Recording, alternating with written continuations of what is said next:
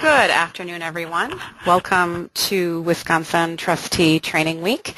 This is Jamie Machik at the Nicolay Federated Library System in Green Bay, Wisconsin, and we're very glad that you are here.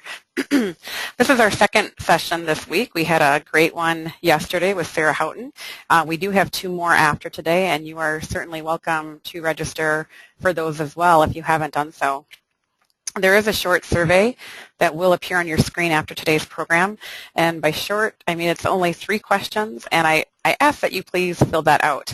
This is our first time doing Wisconsin Trustee Training Week, and if you like these programs and how this worked, we really need to know in case we'd want to do it again, and if you don't like it, we want to know that too. So please take the time and fill that out.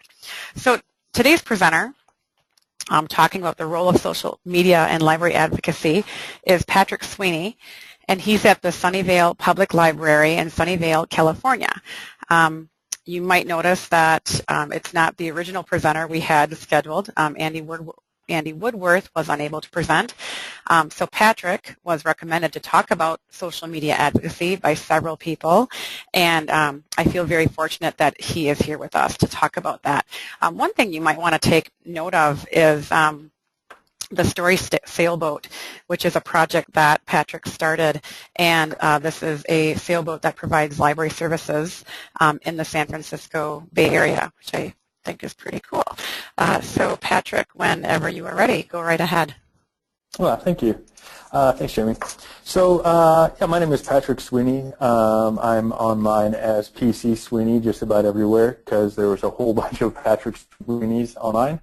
So that's how the whole PC Sweeney thing started. I'm really excited to be here at the Wisconsin Trustee Training Week.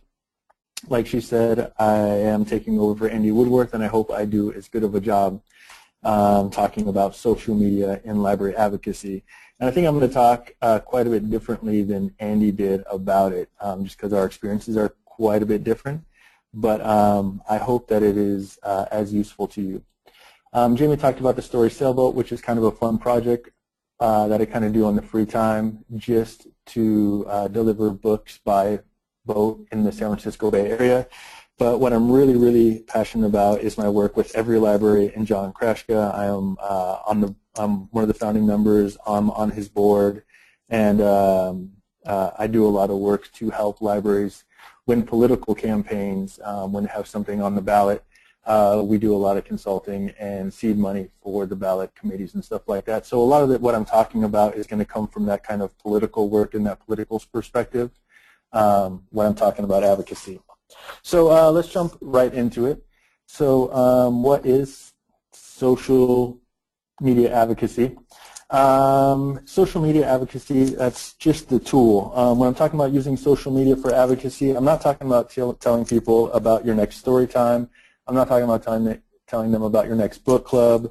I'm not talking about telling people about whatever databases or anything that your library is actually doing. That's not what I'm talking about when I'm talking about social media advocacy. What I'm talking about is telling people, using social media to tell people about the need and importance of the idea of libraries and libraries as a thing in general. I mean, I'm doing this because a lot of the work that we've done with Every Library has shown that people don't vote for your library because they can get DVDs. They don't vote for your library because they can get CDs or whatever they're going there for. The reason they vote for their library is an entirely emotional thing. It's based on how they feel about the library in general and how they feel about libraries in general. So when I'm talking about social media advocacy, I'm talking about using messaging to build a currency that you can spend later. And that currency that I'm talking about is social capital. And social capital is the outcome of marketing, basically. I use the words advocacy and marketing interchangeably because when you market something, what you're actually doing is working to build social capital.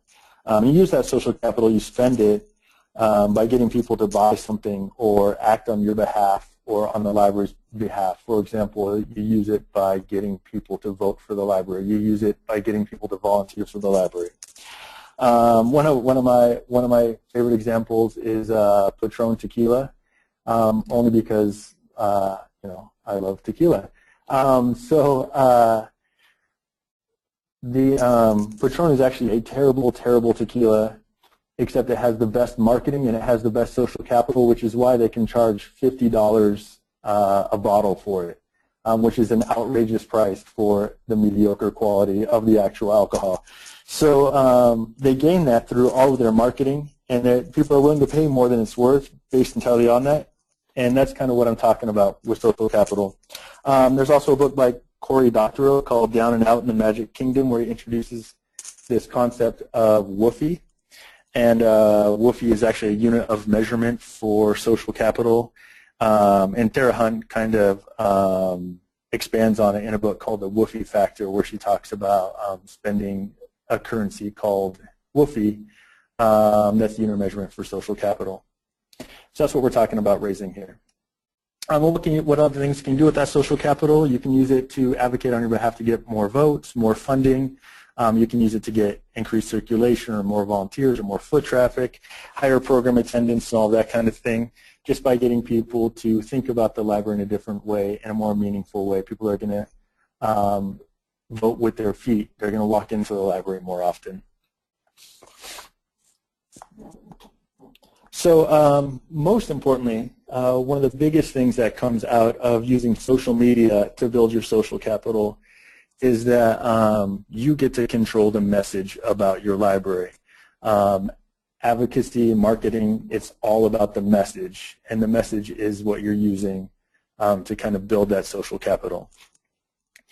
You're going to talk about like why your library is valued, why people should value it. You're going to use it to tell your stories of impact. For example, if you're in a community where you have a big of anti-tax people, you want to get out the message that the library brings a monetary value back into the community. You want to talk about it in terms of like as an economic development indicator or creator. You know, you want to talk about how the library helps develop your economy in your community. Or as a way that helps kids become more thoughtful citizens and those kinds of things. So these are the messages that you kind of want to build. And I can actually talk all day about building messaging, since that's almost everything that a campaign is about. But it's something that I want you guys to start thinking of. So back to social media. Your return on your social media, it's all a numbers game.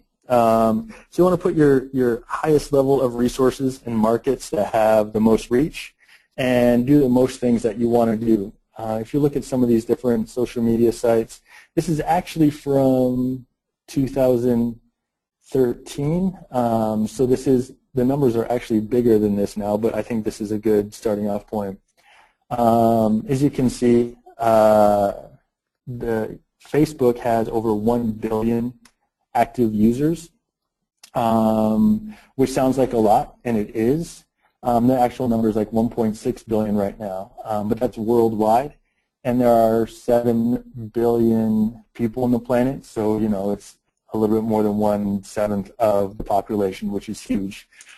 But if you look at the next highest, which is Google Plus, 540 million, you know that's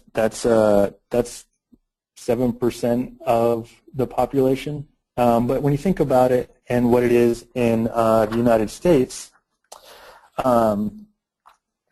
you know, there's 300 million, there's a little bit more than 300 million people in the United States. And if you're talking about something like Pinterest and there's only 20 million active users worldwide, I mean, that's a small saturation rate for Pinterest overall. And, you know, and we're only talking about 300 million for the United States. So, I mean, do you really want to put that much resources into your Pinterest account? Probably not, right? So it used to be this, and this is kind of where I'm going to probably verge off quite a bit from Andy Woodworth, but it used to be this. You know, libraries used to kind of do the shotgun effect of social media outreach. They got on all the Pinterest, on the Twitters, on the Tumblrs, Yelp, Google+, you know, Vimeo, everything. And then they just kind of saw what stuck, and they spent their time running around and doing all these different things. And what I'm going to actually tell you to do is ignore everything except for these two things, your email and your Facebook. Those are the only things that I think you really need to focus on right now. And so that's what I'm basically going to talk about. So let's talk about why that is. How the numbers work. Facebook has 71% of American users have a Facebook account. 71% is pretty huge. For example, Twitter only has 18% of the American market, which means only 18% of the people in your community on average probably have Twitter. In the Bay Area, of course, it would be higher because it's in Silicon Valley, but anywhere else in the country, it's probably going to be around 18% overall. LinkedIn is only 22% of American users, but, 71% is huge. So you want to put some resources into that one. Let's compare it to email, which is 92%, which is huge as well, and honestly not that different between Facebook. That last Pew report that I showed for Facebook was from 2013, so the number is actually more around 75% right now. But the difference between even 72% and 92% is pretty huge. It's not very huge, but those are two very, very market-rich areas to get into. But let's talk about the difference between email and social media. So one of the most significant differences is that email goes and gets the people. They have to sign up for your email listserv. With social media, you push it out to them. You have to go get their email addresses for email address to work, and you have to have a large database of email addresses, and you have to build and cultivate those email addresses, and you have to work with those email addresses quite a bit to build up that email database for it to be really effective. The difference, though, with Facebook is that you just need your own Facebook account and some money, and Facebook does the work for you. So if you want to spend your money having a staff go out and get email addresses, you can spend your money that way, or you can spend your money on Facebook and have Facebook do the work for you. I won't advocate one way over the other. I think they're both exceptionally important and should actually be tied together in the same way. Patrick? Also, yes. Why do you think there was this push when all of these new sites started to come? They existed for a while, but why do you think there was this push for even we have a lot of small libraries here in Wisconsin, and I think maybe there was kind of this pressure that, okay, we have to have a Pinterest page, we have to have a Twitter account, we have to have this. Why do you think that is, or why that was? Well, I think for a long time we didn't know who was going to win that fight. They could have been Twitter just as easily as they could have been Facebook. Sure. Look at it when there was Facebook and MySpace were around at the same time, and Facebook won. Right. And I'm actually going to talk about using ways that you can use all those other ways, all those other social media accounts effectively later. Okay. But if you're going to focus your resources and you want to really do some real advocacy work with your social media, these are the two that I think you definitely need to do. Okay. There's nothing wrong with doing it on any of the other ones. It's just completely different. Yeah. Right. And I think, like I said, we have a lot of small libraries with really small staff, so I think managing all of those well is really hard for some libraries. Yeah. So I think if you can focus on one or two and do them well, I think that's almost better than being on every site that's out there. I think it absolutely is. Okay. Now, do you want to be all on Pinterest? Probably not, just because of the numbers. Sure. Facebook and email are the two biggest things. So. Okay. Great. Thank you for answering that. Yeah, no problem. We kind of touched on that MySpace thing. And that's one of the differences between email and Facebook. Email has been around since the 80s, right? And actually before that, and kind of the beginning of the internet, when it was first created, there was email. That was like its original use, right? Or from what I've read. But Facebook hasn't really been around that long, and just like MySpace, it could be gone tomorrow. And Google Plus could be the thing that we all jump on next. So you don't really have that. But what's also good about email is that it crosses over platforms. So you can send an email from your Yahoo account to somebody who has a Google email address, or somebody has an Outlook address. They can go to somebody else. So it works across platforms, which doesn't work as well in social media. You can't put you can't boost your Facebook post and have it boosted on Twitter and Pinterest at the same time. When you do it where you only post, if you're using like Hootsuite, you can have it posted on multiple websites at the same time. I don't really recommend doing that, but you can. All right. So yeah. So like I said, the big difference is Facebook you pay with your money, email you pay with your time. All right. So going to that, don't give up on this though.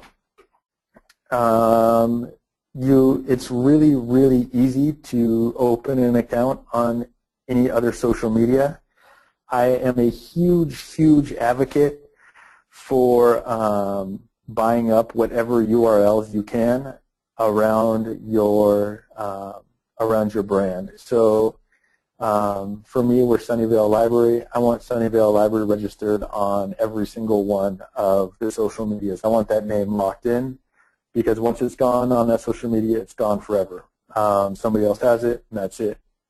And also, it's really, really easy to do. There's a website called Knowem, and KNOWEM.com, Knowem.com. And you can register your name across like every single social media platform.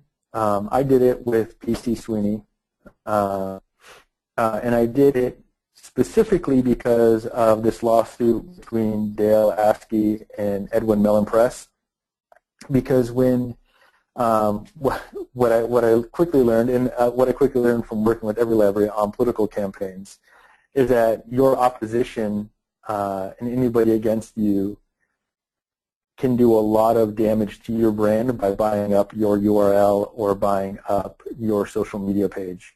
So like in the case of the Dale Askey thing, and anybody who doesn't know, what happened was Dale Askey wrote a,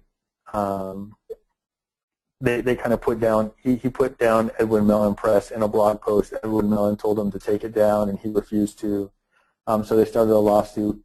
As part of the due diligence of that lawsuit, they registered every single version. They bought up every single version of the DaleAskey.com.org URLs. They bought up all of them. And campaigns, we've seen it when we do a campaign in a community. A lot of times the URLs for that campaign aren't available because somebody bought them up knowing that a campaign was coming up, and it was usually opposition, and they can use it for whatever they want. If somebody's against your library, they can register your library name on YouTube or Google Plus, which is kind of the same thing now, or Vimeo, Flickr, whatever. And they can put out a counter message under your name, or just keep you from using your name in the campaign on those things. So that's why I think it's really important to register on everything. And like I said, I'm going to talk a little bit later about how to use each one of these in a little bit different way at the very end. So make sure that you control your message. This is kind of part of that, buying all those URLs. Make sure that when you're drafting your message, you think about what it is that you want to communicate. If you can't think of a message for your library, number one, you're in kind of a lot bigger trouble than I can help you with in this webinar. But if you can't think of anything, then don't post anything. We have a consortium, and here that kind of does a lot of back-end work of they do a lot of the back-end work and the stuff that the public doesn't really see. And and somebody from the consortium came up and was talking to me about like opening up a Twitter account after I gave a social media presentation. And I couldn't think of a single thing that they should ever probably put on Twitter. Like, there's not a lot that the public's going to care about from them doing a Twitter page. Like, nobody's going to follow them because nobody goes to their building, nobody interacts with their staff. So if you don't have something, don't put it on the internet. But there are a lot of really great messages that you can get out there, and that I do recommend getting out there. You know, the library is an economic driver in your community. The library is a creative space. You can talk about libraries as a third space. You can talk about what libraries do for children or for adults or for seniors, and have a lot of those good feelings around your library, what it does for literacy and the effect of literacy in the community, and those kinds of stories. So there is a lot that you can talk about. When you're drafting your message, you do want to take your public into mind. Think about the things that they're thinking about. In a political campaign, we do a thing called a message box, and that is something that you guys can kind of Google and look up. And if you're trying to figure out what you want your message to be in your community, I highly recommend using a message box. And like I said, you can Google that. If you Google like political campaign message box, it's a tool that just about every campaign uses. It's really, really effective to help build a message that is effective and efficient and important to your community. So let's just focus specifically on what works for now. Like I said, I mean, Facebook could be gone tomorrow, but it's here today, so we're going to use it today. On that note, some libraries say that they don't want to get into Facebook because it could be gone tomorrow. And if that's your excuse, the only thing I can say that is, it could all be gone tomorrow.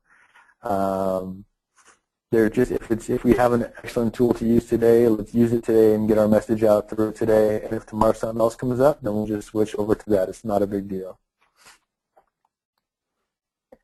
So, what to use them for? We're going to go through a bunch of ways to get both these tools to be really, really effective for you. So the first thing that we're going to talk about is what we want to use them for. When we're talking about advocacy, we're talking about asking people for things, calls to action. You can use both of these for announcing programs and services, for highlighting collections, for telling people about whatever it is that you're doing in your building. But remember, that's not really advocacy, that's not really marketing. You want to build up a feeling of good use, a feeling of importance around the library, and that's what we're really talking about. You're selling a feeling, not your library. And you can kind of see this play out, on your commercials on TV. Whatever that product is, they're typically not trying to sell you that product, but they're trying to sell you a feeling around that product. People tend to associate good feelings with things, and that creates a stronger bond than just like how something tastes or looks or whatever. Like I said, you can have a terrible product and you can charge a lot for it if you do a lot of good marketing. And that's kind of what you're trying to do here. So every opportunity, you want to take every opportunity to grow. Every opportunity to ask people to join you in this social media conversation, and every opportunity to build up that email list. So one of the things that we do at Sunnyvale Library is every single program that we host, we send around an email sign-up form. We have email sign-up forms at the front desk. Whenever any of my staff do outreach, whenever they go out into the community, whenever they're somewhere where somebody is, they take a clipboard with them and have people sign up on our social media. Sign up, give us their email addresses. So anything that you do, you should be using that opportunity to get people to give you their email address. And the way you can use that with Facebook is that you can take your email list, if you're using like Constant Contact or MailChimp or whatever, you can actually download the CSV file from your platform, and you can actually upload it into Facebook. There's a little link to do it, and you can import all those email addresses into Facebook, and Facebook will send all those people a invitation to like your page. A little bit later, I'm going to talk about why likes don't matter, but they still kind of do in different ways. So another really great thing that we're doing at Sunnyvale to build up our email list is we're building up a sense of urgency around our email list. I'm going to talk about that urgency later. But we're doing secret story times, and only people who are on our email list know when or where these story times occur. We're also expanding it to other programming. So only if you have given us your email address, you get to find out when this next cool secret thing is, and it gives these people like a sense like, oh, I'm on the in crowd. I'm one of the cool people. And they get to come in and where nobody else is there, or get something special just for being on the email list. So that's kind of a cool, fun thing that we're doing. I will say that in Sunnyvale we have about 61,000, or yeah, 61,000. That sounded like a lot to me for a minute, but that's actually correct. 61,000 email addresses in our community, and we only have 140,000 people who live within our city. So we have, you know, a little bit more than a third of the population. We have a little bit less than a half, a little more than a third of our population signed up for our email address, which is why whenever we send out an email to a program or send out an email about something, we get a sold out crowd at every single program. Like I don't have seats to put people in anywhere in the library, in a large part because of this email list. So measure engagement, or you should be measuring your engagement with your email platform. You know, I didn't mention some good ones to use. The two that I recommend most are MailChimp and Constant Contact. And both of those will give you some really, really great analytics about how many people open your email, how many people click on things in your email, what do they click on in your email, and what do they kind of do next. Facebook has an amazing analytics system in it when you run a Facebook ad, or even if you don't run a Facebook ad, it'll give you amazing analytics about whatever you post on your Facebook page. It'll tell you how many people clicked on it, how many people didn't click on it, if they came from, if they got to your Facebook page because you're paying for the ad to run, or if you're not paying for the ad to run, and how they got there and kind of why they engaged. It'll tell you if they're men or women or age, which is something that email doesn't do. But with Facebook, you can really get down to the demographics of who you're reaching. If you're reaching mostly men, if you're reaching mostly women, if you're reaching mostly older people or kids or teens or whoever, Facebook will tell you all that. That's why it's such a great, great tool to use. You can see who wants to use your library and who is using your library.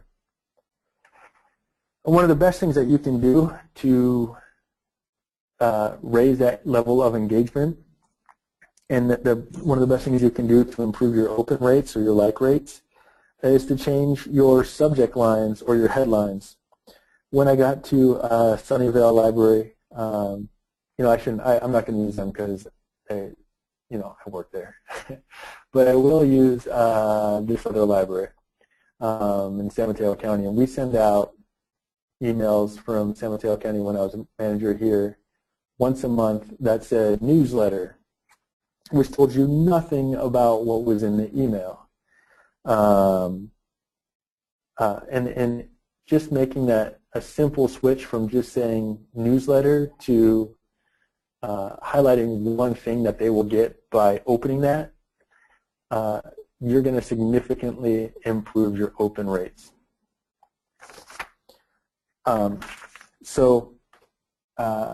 Don't send out an email that just says newsletter. Don't send out an email that just says programming. Try and think of something exciting to put in their email address. Now remember, they're getting tons of spam every day, and you're competing with all that spam, even though you don't think you're spam, you're kind of spam. So make sure that you give them a good reason to open up your email. So staying on message. People are going to come to expect a specific set of things from library communications. Don't suddenly change. That basically means, use kind of the same voice, use the same tone, refer to things in the same way, and develop kind of an insider language, and don't constantly change who sends your emails. Otherwise, people will kind of write in different ways. So all of your emails are going to look very disconnected and disjointed. And remember, part of telling a story, part of staying on message is telling your story, and telling your story consistently. A good in real life example is whenever a library suddenly decides to not have books anymore. That one in Texas that got rid of all their books, people freaked out because it was a library without books. I mean, that was a sudden change for people. If you want to change the way you do your email, or if you want to start building up that language, do it slowly. Doesn't need to happen overnight, but be consistent and stay on the same messaging. So we actually get asked quite a bit when we're talking to political campaigns about what is good writing for email. And the one thing that I can say is that good writing is just plain and simply good writing. But some of the things that you can kind of do to improve the way that writing is presented is have a heading and title that clearly represent the content. So that's part of that staying on message thing, and improving that subject and headline thing. Make sure that it does represent what is actually in the email. Don't say click on this and win $1 million, and you open it up and it's a story time. So keep your paragraphs brief. The fewer the words, the better. Use white space. You don't want to make feel people like they're going to have to work to get the information that they want out of your email. The link should be meaningful to the content, and they shouldn't be overly repetitious. And just like any good internet writing, you want to use that pyramid model where you put the most important thing first. Whatever it is that you want to get out first, that first sentence should give them a reason to keep reading. It should tell them what they're going to come to expect out of the rest. It's just a really strong topic sentence, basically. And then one thing you also want to do, if you're going to have more than one thing that you're going to want to talk about in an email, is have your links open in a new window, which basically means that they'll be able to get back to that email real quickly. If they click on it and opens in a new window, they can go back to reading your email. They won't get lost in doing something else. So urgency is key. Give them a sense of urgency for action. If you can't give them a sense of urgency, don't send it or don't post it. If you don't have a sense of urgency, or if you can't think of something, you can always make something up. For example, I've seen a good email that says, for a limited time only, all databases are free. I mean, all the databases are always free, but you can then talk about that in the email as well. If people don't use the databases, we're going to drop them. They could go away if you don't use our free databases, or those kinds of things. That sense of urgency is what we created with that secret story time. People want to be engaged, they want to be involved, and they want to be on it so that they can get that email about when the next secret story time is. They have a sense of urgency about that. So you can also tell people what happened. If you had a really amazing program, like 250 people came to the cat knitting program. Or, we had sold out crowds to such and such and such. Telling people what they achieved or what they accomplished is a really good way to generate those good feelings. You can do it on Facebook or on your email. Any of these things are translatable either to email or to Facebook. They work both ways. So bullets and pictures. Bullets and pictures are real important in email writing. Those bullets are things that draw people's eyes to like the 3 most important topics. Pictures are amazing, but for the love of God, don't put clip art in your emails or on your Facebook pages. Clip art is dead and should be abolished from any library promotions forever. With Flickr, you can do Creative Commons, and then you can search by Creative Commons, and people have given you permission to use their pictures for whatever you want. So you can actually go to Flickr and find pictures of kids in a library, or kids in a program, or kids doing, or whatever it is that you're trying to promote. You can find a picture about it on Flickr that you can legally use in your email. I also highly recommend that taking a lot of pictures at programming and taking pictures around your library and getting somebody, even hiring a professional to develop a couple of 100 stock photos that your library can draw from that they can use in their emails and Facebook. If you do use a picture, the most effective picture you can use have people's faces in them. So if you're talking about people like watching DVDs, don't take a picture of a bunch of DVDs. Take a picture of people interacting with DVDs, or take a picture of people looking at CDs, or a bunch of kids at a program. The picture should have faces. That's what people respond to. So I'm going to talk about something that's email specific, and I kind of touched on it, but that's using an email platform like Constant Contact or MailChimp to send out emails. And what's great about Constant Contact in MailChimp and a few of the other ones is that you can make email groups inside of your email list. So you can specifically send emails to people who have families. You can send emails to your email list of people who are really interested in your maker programs. Take some time to really cultivate and work with those email lists and separate them out so that you know who you're sending to. You can do it on Facebook. You can specify those groups on Facebook with the demographic settings, which is fine, but you can't do that in email. You have to actually work with your email list pretty intensely to make it effective. So testing.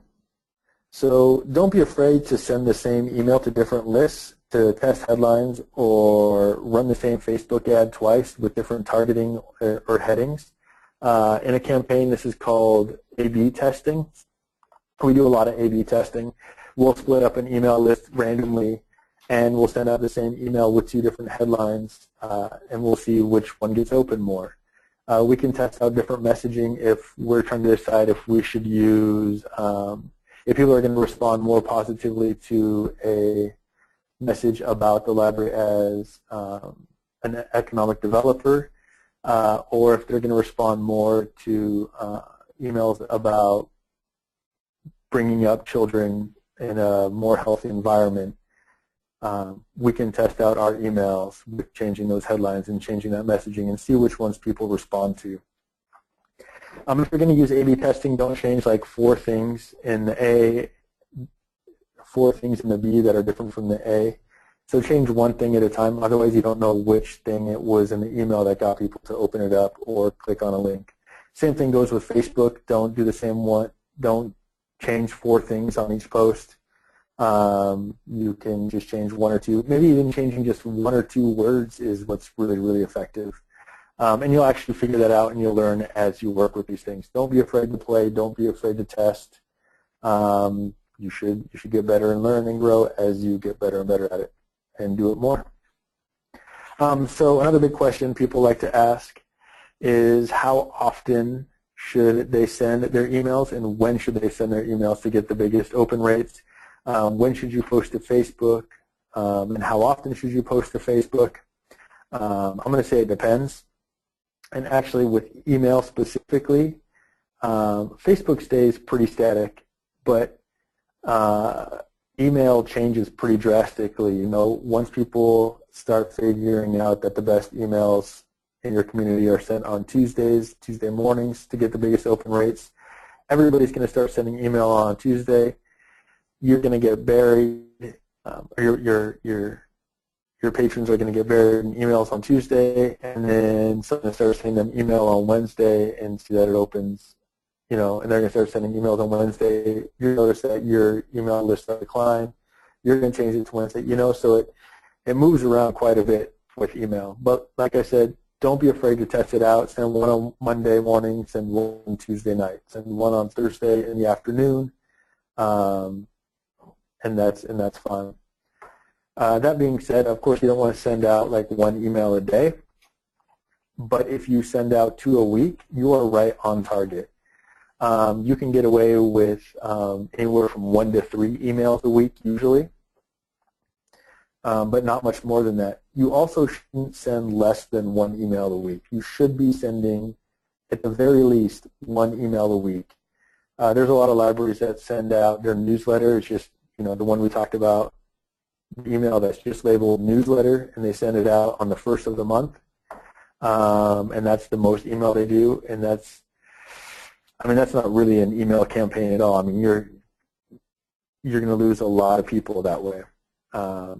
People come to expect to get emails from you. They want to have a relationship with you. They gave you their email address, so you know they want to hear from you.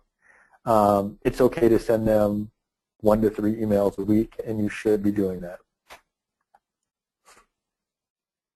Okay, so I'm going to talk a little bit about likes don't matter on Facebook, and this is one of the big, powerful things that Facebook has done to change. A lot of people got upset that their Facebook pages didn't show every post to every single person who liked their page anymore when they made that big change.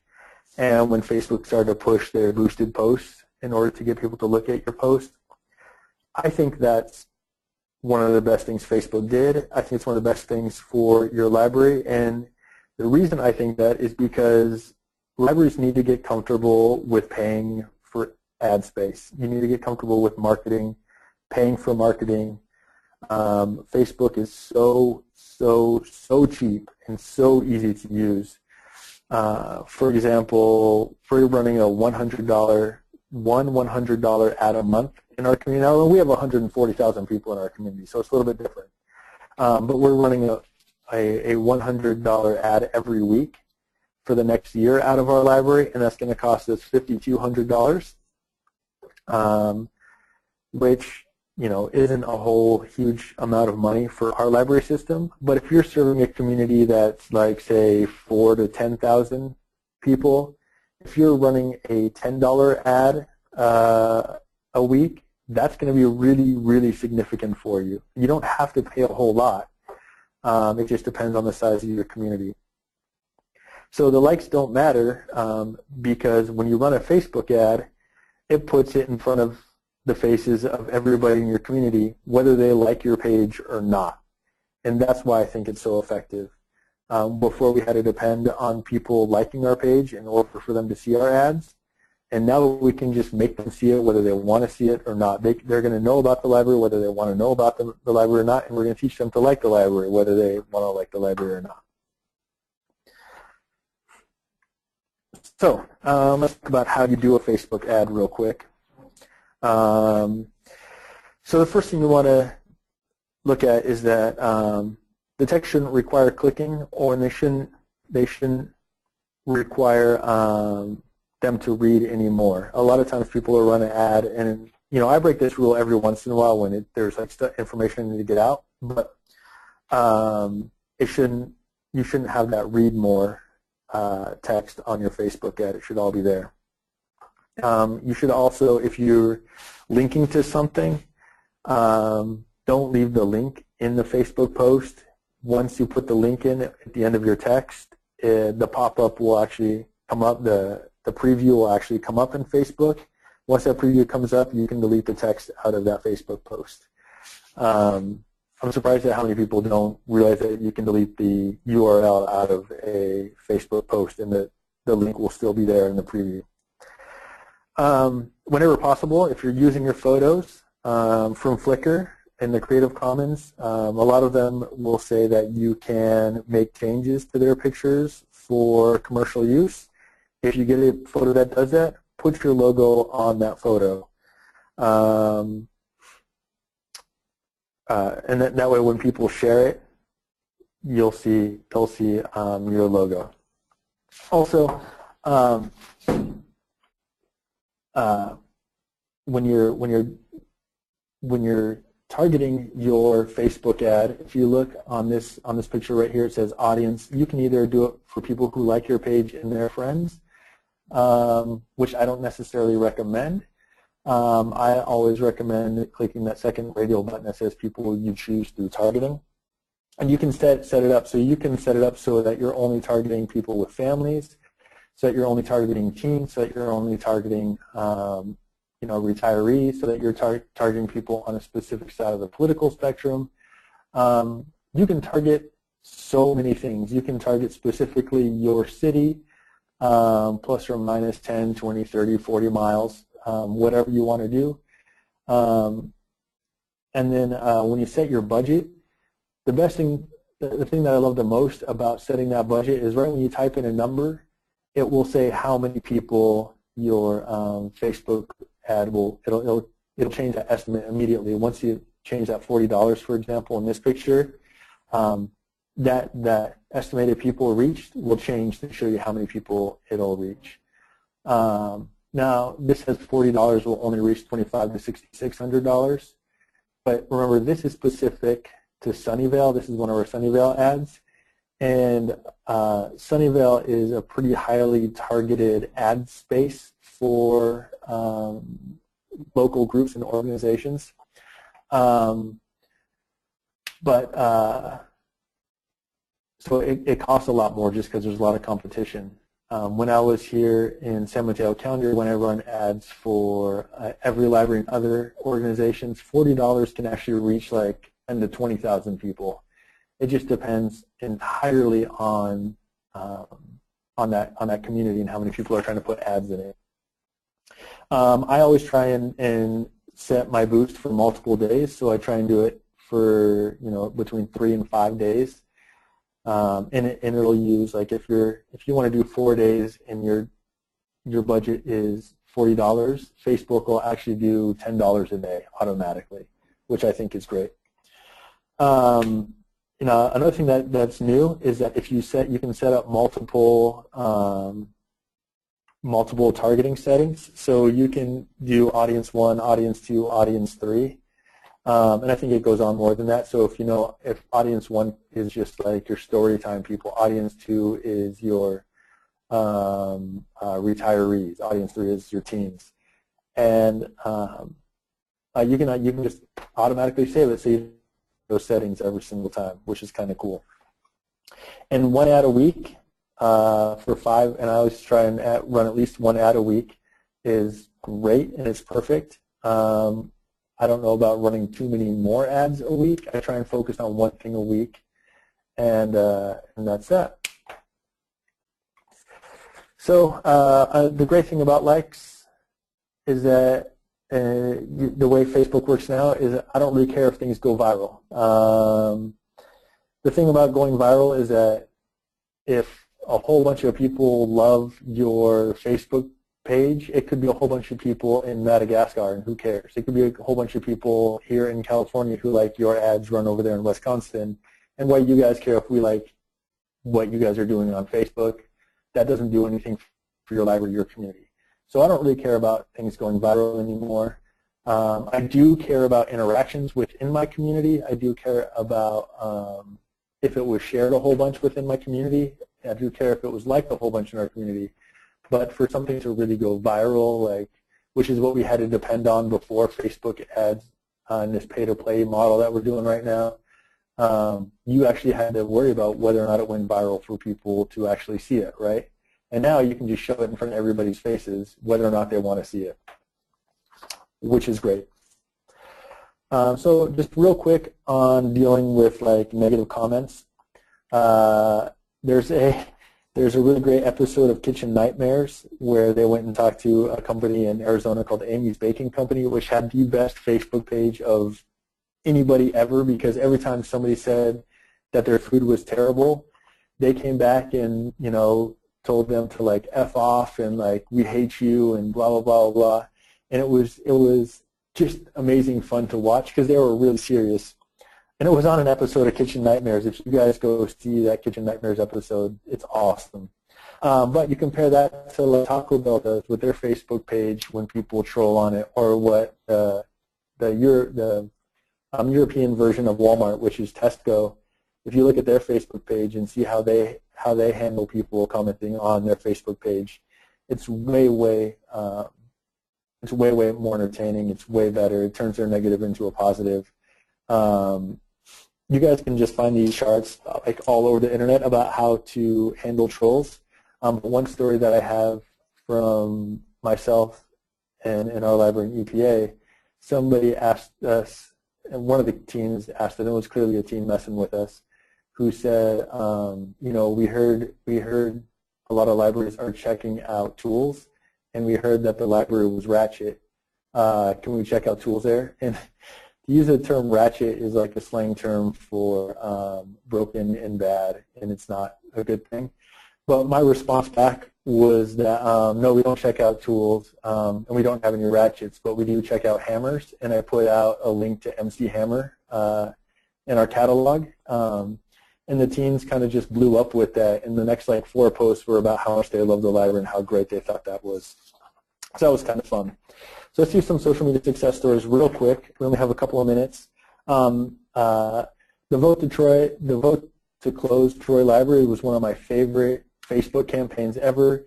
They did this whole book burning thing. They were going to burn all the books on August 5th. If people didn't vote for the library on August 2nd, it took off. It was amazing. Every library ran a campaign for the LaForge Public Library where one of the local parish like counselors made this huge racist derogatory thing about it, and within 48 hours, and this was 48 hours before the vote, and we were able to raise $2,500 to run an ad campaign in LaForge, just totally taking this guy to task for what he said. And we basically made the campaign like a vote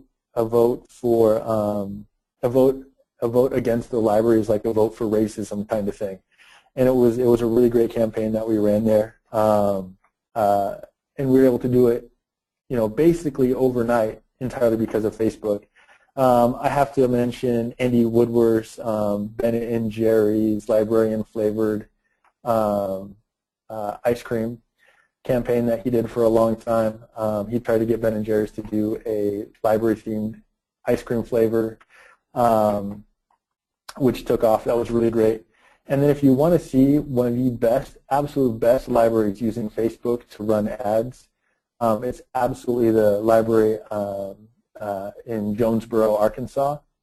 And it's run by Ben Bizzle. And the URL is right there on the We're Stacked, or spoiler alert, Dumbledore dies on page 596. And these are actually their Facebook and billboard ads. Like they actually said Dumbledore dies on page 596. Sorry if nobody knew that, but he does. And these are some of the best ads that they've gotten. There was also the Old Space guy in green that a library did that was really, really great. Some email success stories. Sunnyvale Library I talked a lot about. And that LaForge thing we used to build up a rapid response campaign via email. The absolute best example of a strong email campaign was Barack Obama's campaign in 2008. He was one of the first people to really, really fundraise through small donor giving through his emails. Like he'd send out one email and he would raise millions of dollars. And just to show you the power of that email. Some real quick tips for other social media. So not all social media is good for your library to use as an institution. It's not great for you to get your messaging out. One of the ideas that I have for Twitter, though, is like if you're doing roaming reference, you can actually, like roaming reference in the internet, you can actually search by geography and whether or not somebody's asking a question in your community just randomly on Twitter. And your library can go out and just start answering questions in Twitter. I think that would be a lot of fun. You can do book clubs on Goodreads. You can do programs. You can put programs on Google Hangouts so people in your community can watch from home. Pinterest is great for staff to find good programs and crafting ideas. And Flickr is great for Creative Commons pictures instead of clip art. And then LinkedIn has some good features for hiring and building your professional network. And so there are some ways that you can use other social media. So don't completely jump off everything else. You can use them. You just don't have to put all your resources into it. One guiding principle in all your social media and everything you do in your library that is really, really effective, especially for social media. I call this the Haycock rule because Ken Haycock sat down with me and John Krashka in a bar at our state conference and totally blew my mind when he was explaining why people do things for other people. And the rule is basically this. A bunch of research was done, and it turns out that people don't do things for you because they like you. Like they're not going to go out and do something for you just because they like you. They're going to go out and do things for you because they believe that you like them. So when you're doing social media, make sure that you give people the idea that you like them. And that is how you are going to build that social media campaign. And that's how you're going to build all the social capital that you're going to want to use later.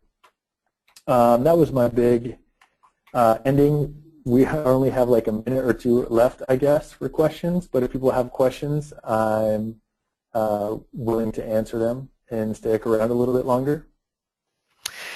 Great. And I did list your email address, Patrick, in the chat box. So if we don't get to, we're probably not going to get to all the questions that came in. So if you did have something and we didn't get to it, feel free to email Patrick directly.